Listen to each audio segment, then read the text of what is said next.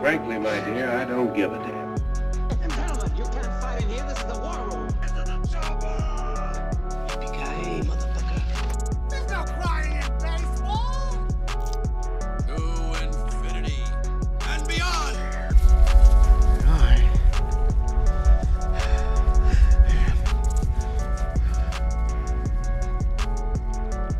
Iron Man.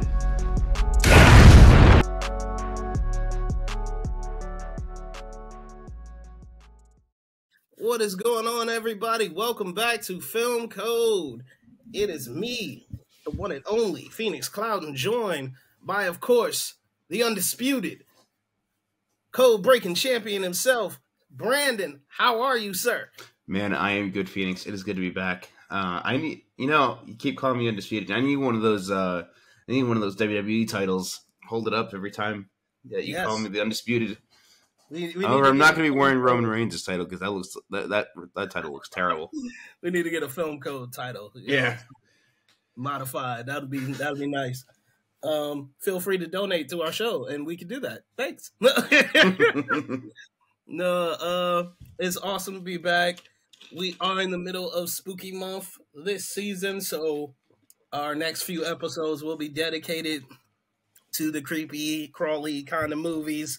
And we are continuing, because we did Psycho last week.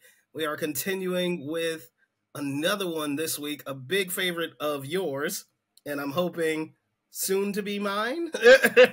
We are talking The Shining, directed by Stanley Kubrick, based off the book by Stephen King, starring Jack Nicholson, Shelley Duvall. I wish I knew the kid's name. Danny. Well, I know the character's name, but not the character's name is Danny. Yeah. Nothing IMDb can't fix.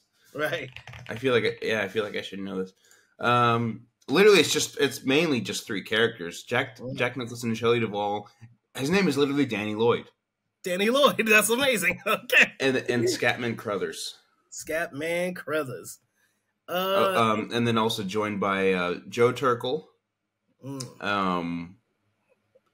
And no, that's it actually. Yeah. Should be. Those are the only ones with speaking parts.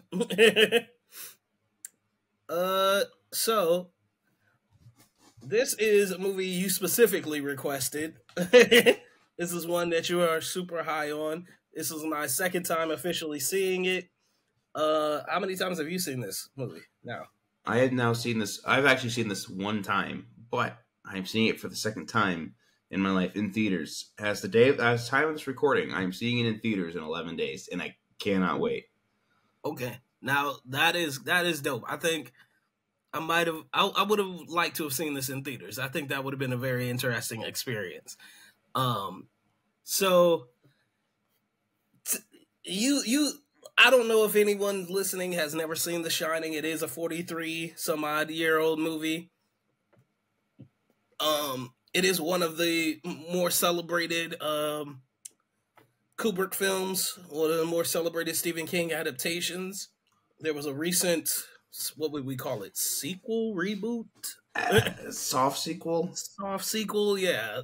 Dr. Sleep that came out, what was that, 2017? 2019. 2019. Okay, dope. That and you are not. Spoiler alert, it's not that good. Yeah. You were not a big fan of. I've yet to see that movie. I don't think I want to see it, really, honestly. No. But so, The Shining. What particular drew you to this movie for us to discuss this week? We're talking about spooky season, and for me, just like, okay, so I guess I'm getting my rating out of the way now. After first watch, I started looking back at different scenes. I'm like, okay, I think this might not only be my favorite horror movie, it's already made its way on the top 15 of all time for me. So I'm like, okay, we're talking horror films. I can't let this escape this month, because if we don't record it this month, I doubt we'll ever do it. Okay. So. Fair. That's probably a good call, because I saw this a while back. I was this is probably last year or so when I finally sat down to watch The Shining, because I was doing another podcast and we were covering Stanley Kubrick films. This was one of them. So I got to see like 6 Stanley Kubrick films right off the bat, which is a great way to dive into any director's filmography. Just get to see their vision. Kubrick has a ton of movies that I really, really love, really super love. Doctor Strangelove, Full Metal Jacket, obviously, Clockwork Orange. These are all great, great films. And then he's got a couple other ones that I'm not super high on, like Spartacus, like 2001. Just not big on. The Shining is somewhere in between for me. At least it was in first viewing. Because I'd always heard about this movie. And to me, you hear Stanley Kubrick's directing a horror movie based on a book by Stephen King. You expect it to be one of the all-time great horror movies. And for a lot of people, it is. For me, I never gathered what I was supposed to be afraid of, right, the whole time. And I think that was the disconnect for me. So I'm curious, what is it for you? Do you know what we're supposed to be afraid of in this movie? I wouldn't say afraid of anything. For me, it's more of an unnerving movie. There are so many times where like Jack Nicholson will intentionally look at the camera. Like there are so many times where just the score, and it's not leading up to a jump scare, but it's leading to something. It's the slow crawl. It's the never-ending stares from Jack Nicholson when he's just like deadpan staring at something, and it's like slowly zooming in on his face. It's that kind of horror. You yourself are not supposed to be scared of anything. Danny and Shelley, not Shelley, Danny and Wendy. I called her by her actress name. Yeah, Danny and Wendy are supposed to be the ones like dealing with the de-evolution of the great Jack Torrance. Right. And I think on second viewing, I gathered more of that. Like to me, what really stood out this second time is the atmosphere that Stanley Kubrick created pretty much throughout this entire film. Like you got the Overlook Hotel, which is beautiful, like sprawling, grand design. It's got these idyllic, shots around it. But you find out like at some point, like obviously it's got a history of violence, right?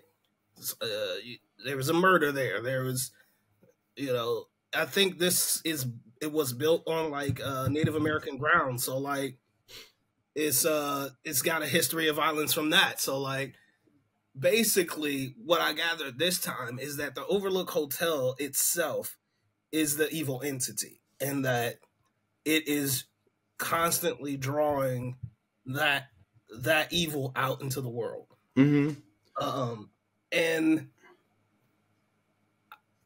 like I get that, and I thought that was really unique and interesting.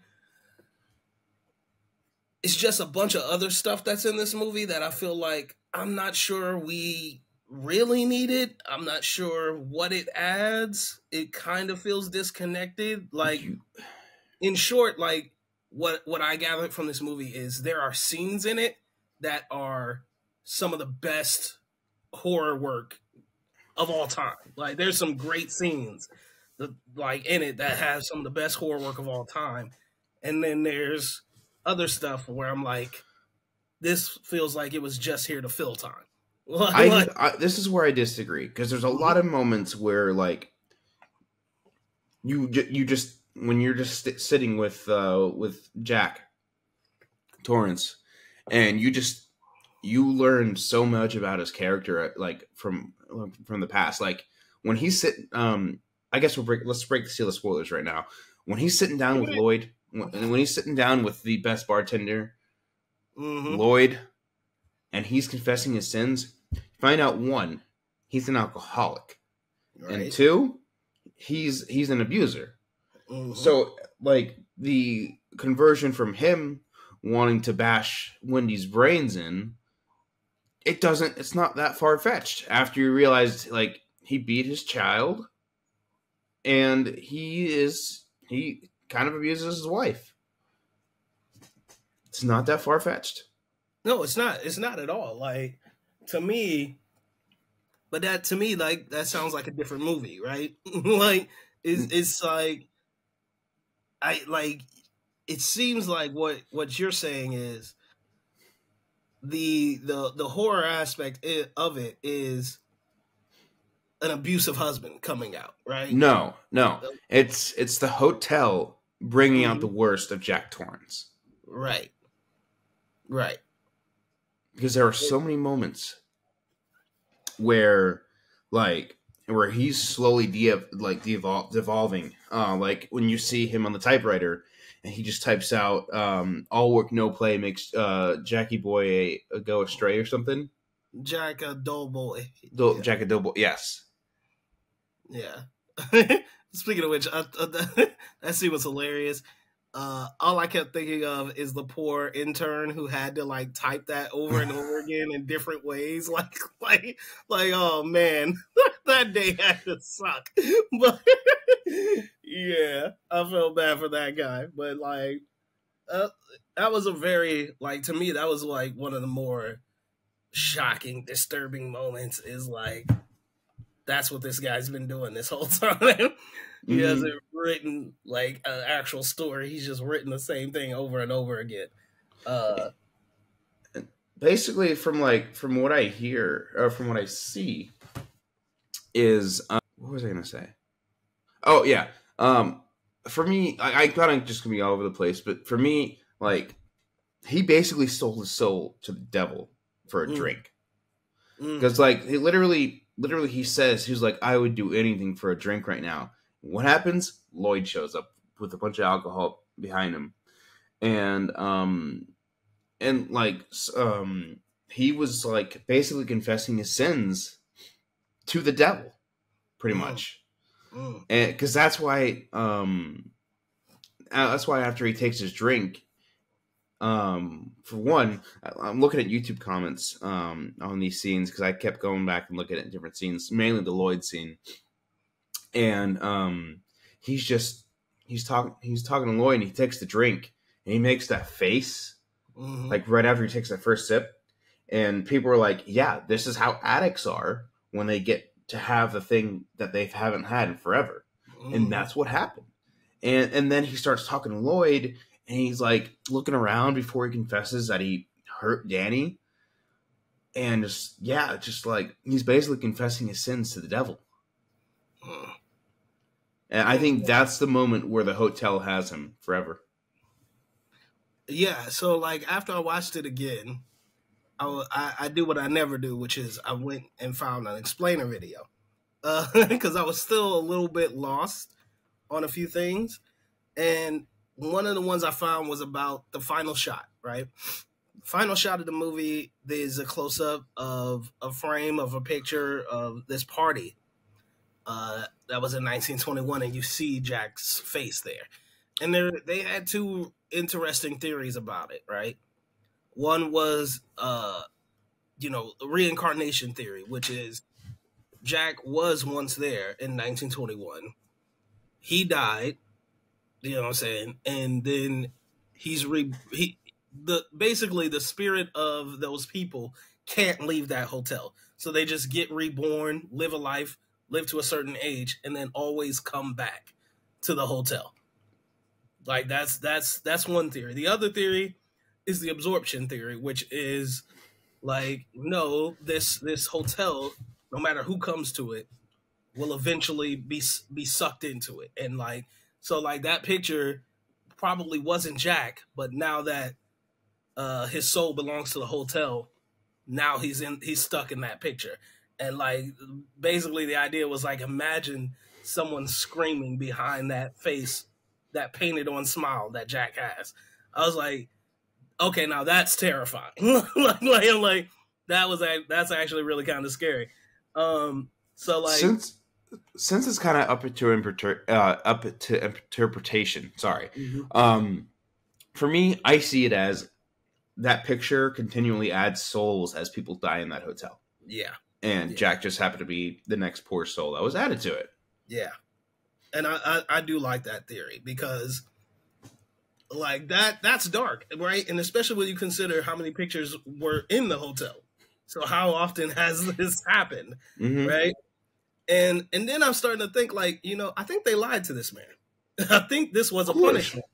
Like, this was a punishment because he lost his job as a teacher for, assaulting a student. He needed a job. They said, hey, you can have this, but, obviously it's closed. Like, they gave him every excuse as to why there's no one there, why, they can't run it during the winter.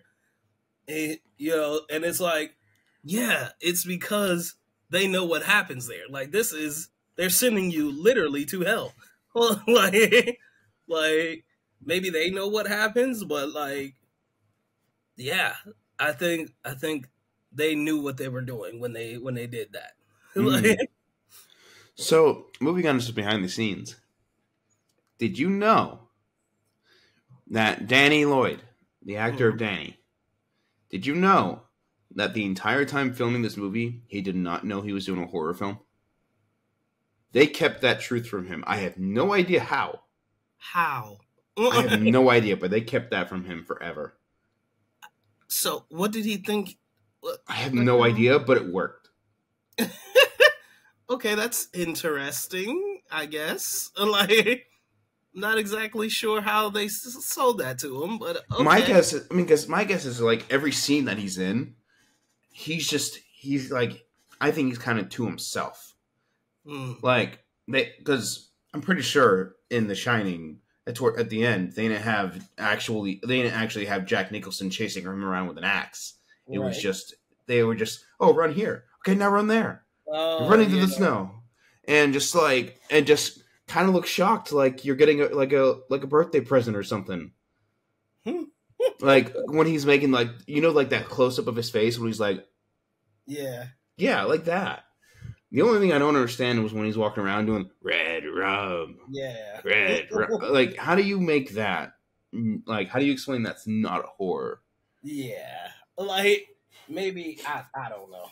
Like, I don't know. But, I mean, it's an interesting tactic to use with child actors. Because, like, especially because you're like, hey, you don't want to be like, yeah, you're a part of a really scary movie, but, like, we could play it for we could shoot it with you a little bit differently so that the horror aspect of it doesn't really come through for you. You just get to be in the movie, like, so you don't really get to know exactly what your work contributes to. Yeah, that's an interesting way of doing it. I think that's kind of cool. Keeps you innocent. Until, of course, he watches it back. But, yeah. So, for me, yeah, like, there's a couple of things that I think I'm struggling with. Like, yeah, I'm interested to hear.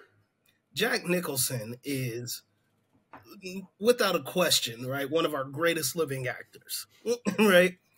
Easily. But I couldn't help but feel like he was probably the wrong choice for this movie. Hardcore disagree with you there. I mean, yeah, I think everyone does. But like my issue with it is Jack just has one of those faces where you're like, yeah, that guy's kind of, you know what I'm saying? He's probably off. So like, it kind of took me out of the movie, especially like the first time I watched it, was because I was like, yeah, of course that guy's gonna snap. Like, look at him. You know what I'm saying? Like, so it kind of felt a little bit too obvious to have Jack in the role. I'm not sure who else was around at the time, but like, I don't know. Like, it obviously when you do have Jack go crazy, Jack kills it, but like, it does seem a little weird to cast Jack Nicholson in a role that obviously he can play. It was probably just a little bit too on the nose for me. This is where I disagree. It's just like, I mean, because you kind of expect him to go a little crazy. But here's the way I see it is like, because the more truth you learn about him, the more you realize, hey, he's not this picture perfect guy. He's a pretty shitty person. And so you're like, okay, now I understand like why Jack Nicholson is the way he is. Like, of course he's going to go crazy. Yeah. he abuses his child. He's an alcoholic, Yeah, and that's then not- he lets the spirit of the hotel take over him. yeah, like to me, like I guess okay, so like the best way I can explain it is coming into the movie the way that I came into it was I had always just heard about it, right? Always just heard about it, and of course I saw like little glimpses here and there of Jack's Same. performance, and I was like, oh, so at some point, right? Just from the beginning of the movie, I was like, oh, at some point he's obviously gonna go crazy because obviously I've seen, here's Johnny, like I obviously know that point in the film, so I was just like, to me it was like I always thought that like in this movie he was like a serial killer or something, just a crazy person who happened to show up at the hotel with his family. And I'm glad that was not the case. Right. That's what I thought his role was. Like to come into it and realize, oh no, he's the father and he's, with this family. I was like, well, why would you cast Jack Nicholson? Because I'm like, of course he's crazy. Like I'm just like, it just felt like typecasting. Like it felt like typecasting in my mind, and that's why I was like, again, I don't know who else was around, what actors were around at that time that maybe wouldn't have been as much on the nose as far as casting goes. But I mean, I can't deny he did a great job. It's Jack Nicholson, and what I'm saying, Jack Nicholson going crazy is one of his more famous tropes. It just felt kind of like spot on in that regard. And again, I'm probably alone in that opinion. You are very much alone in that. Yeah, no, just this movie just in every way worked for me. Just there's like even I guess Danny's quote powers of The Shining, it works. Because I mean it prepares us for what's to happen sometimes. Okay. Remember earlier when I said that there felt like some scenes that were kind of fill-in? Those all involve Danny. Because I don't, and maybe you can help me. What exactly is Shining? I don't get it. It's explained more in Dr. Sleep. It's just, you're able to communicate with others who have that. And you're able to not exactly see the future, but kind of see what's going on elsewhere. Because that's why, like, with the Red Rum, a murder happened. He saw that when he typed out Red Rum, it was a murder because Jack Torrance killed Halloran. And so he saw it happening, so that's why he wrote it. It's not, oh my God, look, I think there's a murder happening. No, he saw it from his perspective. Right. It's explained more in Dr. Sleep, and it actually makes a lot of sense. I feel like it's probably even better, sorry, I was about to say it's better explained in Dr. Sleep for sure, because even though they call it The Shining, it's not focused on Danny's powers. Right. And I think that's what kind of like threw it off for me, because I was just like, I know that this aspect matters to some degree, but it wasn't coming through for me. Like on either viewing, I was just like, so what does this have to do with anything? Like the one part that I got was like he could not really communicate, I guess, but like he could see the dead. Everybody could see the dead in that hotel. Yeah, so like I guess he just knew they were always there. I don't know. It was I feel like it's better explained in the book, like even more so than it is in the reboot. Surprisingly, the book is actually quite a bit different than the movie. I mean, first of all, Jack uses a bat instead of an axe, and he kills himself with the bat towards the end of the film. The maze doesn't exist. The shrubs are there, but they're animated shrubs of animals. Okay. In the book, it's weird, but Yeah, just there's a lot different in the book, and Stephen King didn't like the film adaptation. Yeah, I But heard that. honestly, I prefer the movie over the book here. Really? Yeah, Yeah, I think there are absolutely scenes of this movie that work, like that are top tier horror. Like you could put it up against practically any movie, and I'd be like, yeah, that scene, hell yeah! Like the scene where he sees the twins die, dude, that was terrifying. Like I was like, dude, that's insane. The scene like of the blood pouring in the elevator. through the elevator, through the hallway. I was like, oh my god, dude, that's sick. The You know, scene with it took them 6 months to film that scene. that's crazy. Like no wonder they use it like so often. But the scene of the lady in the tub who was like who was dead coming back to life or whatever, like dude, like horrifying. Like these things are terrifying. No question about it. It's just I never understood how it all fit together. Yeah. Correction, before we get to that, it took a year. Oh, dang. Jesus Christ. Crazy for that one scene. Kubrick was annoyed with the consistency of the fake blood, which kept messing up the electronic configurations of the elevator. Yeah, I don't know. Like I just think as a collection of scenes, right? Some of the best horror ever done. Yeah, I just can't understand how everything else tied into it. And that's my disconnect with it. It's the hotel. It's literally just the hotel slowly, because you spend the least amount of time with Jack Torrance. Right. Yeah, you get a lot of scenes with him, but you spend more time with Shelley, God damn it, Wendy, and Danny. Right. And that's another thing. Like, why doesn't the hotel have the effect on Wendy that it has on Jack? Because Jack is the one dealing with the most issues. He's the one who is off by himself constantly. He's neglecting the wife and kid. He's out just writing his book. And in his free time, he just wants to drink. And he wants to just go crazy. And that's what happens. He slowly goes insane. The hotel gets to him. And boom, he snaps. And by the end of the film, it's just the hotel controlling him. There's no longer Jack. Because like his literally Jack's final lines in the film is just him murmuring and yelling. Mm-hmm. That's not Jack Torrance. That's the hotel. Okay. Let's talk a little bit about Shelley Duvall. I love Shelley Duvall in this movie. Like she's incredible. I think she's absolutely amazing. And we know, like, you know, Kubrick was especially like, you know, I don't know what kind of performance he wanted.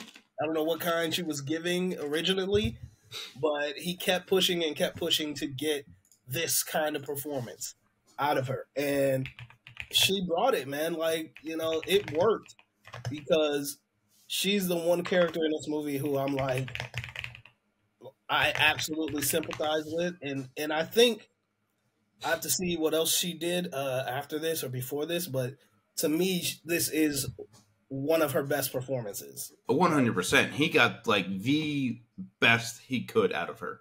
Yeah. Like there are so many times they reshot. Yeah. And like, it made it so much more for the better. Absolutely. Because what you get is a woman who's pretty confident, pretty comfortable in her relationship. You could tell that she's still a little bit shaky with, you know, Jack's drinking and his relationship to their son. But she loves him. She's devoted to this man. And she goes from that level of, you know, comfort to completely like unsure of what's happening, right? You know what I'm saying? And the loss of control that she feels for the situation that she's in. And I think she plays it to such an extreme from where she started from, that it just works so incredibly well. Because I mean, anybody who's in a situation where you're isolated from the world and your partner goes insane, like, you know what I'm saying? That's a lot to deal with, and I think she did an amazing job handling it. 100%. It's just that's what makes this film so great is everybody gives their all. Yeah. And me personally, I just see no flaws in this movie. No flaws. No flaws, because it's just a perfectly made film. Like, dude, you got to see the behind the scenes, because like you got to even see like Jack Nicholson getting ready for a scene, like mainly the axe scene. He is like ready to freaking murder somebody for real.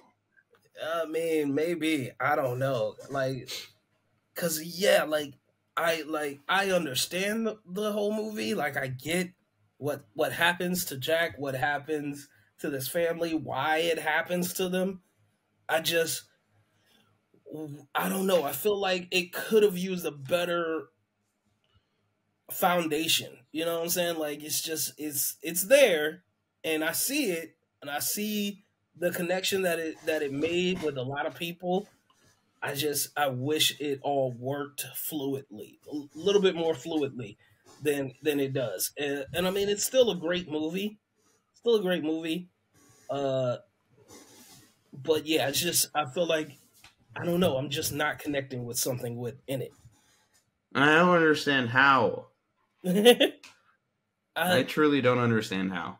Yeah, I don't. That we'll leave that up for the historians or something. I have no idea, but like, it's just not.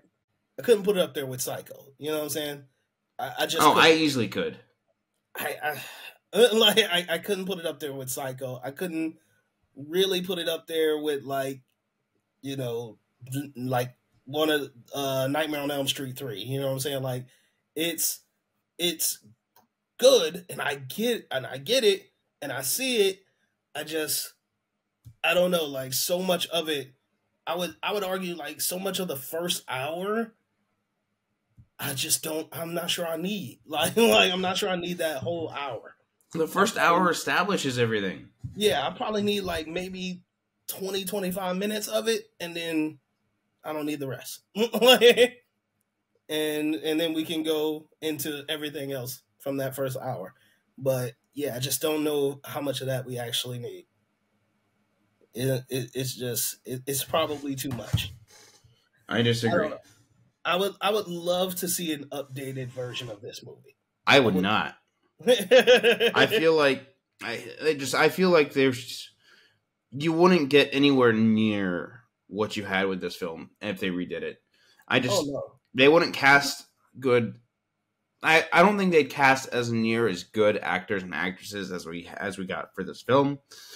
Well, some of the shots would be not as good. You'd be dealing with a lot of green screen, blue screen, CGI. Just, no thanks.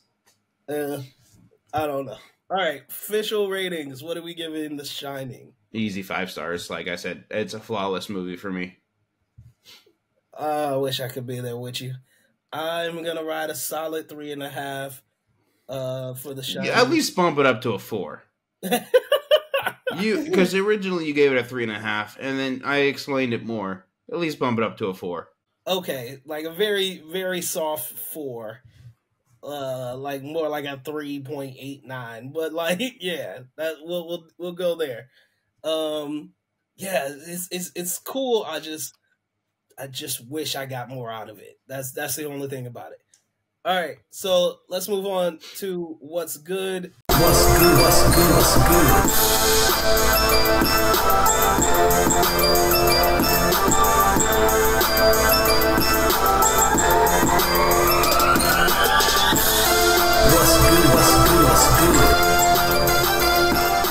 Brandon, what have you seen, man? I know you've seen a lot. What has been good for you? What would you recommend?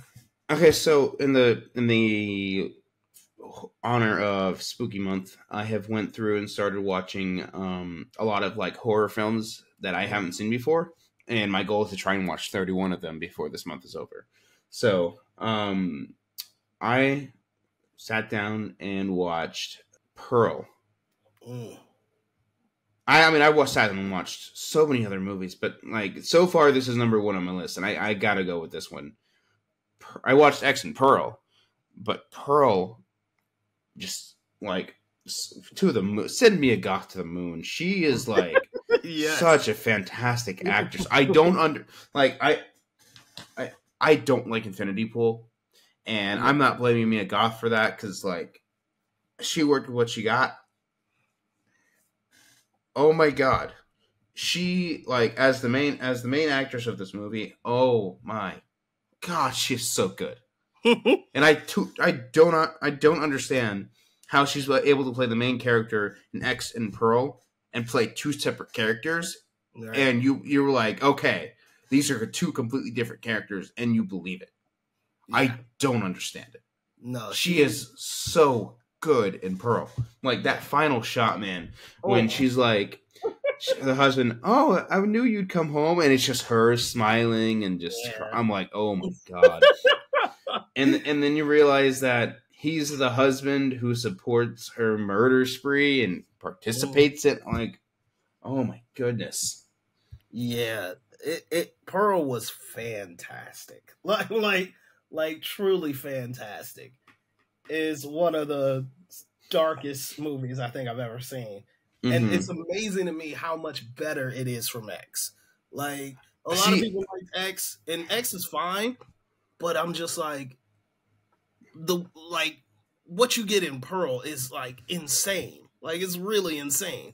And Mia Goth, bro, her performance is like, she seriously, like, yeah, like you said, man, put her to the moon, dude. She's ridiculously good. Like, I love X, like, but it's nowhere near a 5-star for me. Mm-hmm. Pearl was almost at that point. I gave it a 4.5 star. Yeah, because it's just such a good movie, and I do not understand it. Yeah, that movie's crazy. So for me, what I'm gonna recommend, I don't know how many people haven't seen this movie yet, but I went on like a weird Saoirse Ronan kick recently. So I had to go back and revisit one of my favorites, and that is 2017's Lady Bird. I love this movie. I love this movie so much. It's ridiculous. See that? Yeah, like it's funny because I spent like 2 hours of this movie hating it, and then like the final 5 minutes, I was like, "Damn, this movie's good!" like it was amazing how it hit me like that. So I highly recommend the movie. It's such a great exploration of a writer, and and especially me, and coming of age as a writer, which I think is a story that is rarely told. And then you like coming of age as a female writer on top of that. So I adore this movie. Saoirse Ronan gives one of her best performances ever. She should be an Oscar winner at this point in my mind, particularly for this film. So that's Lady Bird from me, Pearl from Brandon. Excellent choices, two very vastly different female-led movies, but check them out. Let us know what you guys think. All right, so we don't have a code word this week. We're gonna skip. We do have a code word this week, but we don't have our full crew. You're right. We're gonna skip the code word this week. We're gonna get up out of here. Brandon, let everybody know where they can find you, sir. Yeah, you guys can find me at FANTASMIC ears over on Twitter and X and Letterboxd. Go check out what I'm watching, and yeah, thank you guys again for listening. I'm never calling it that.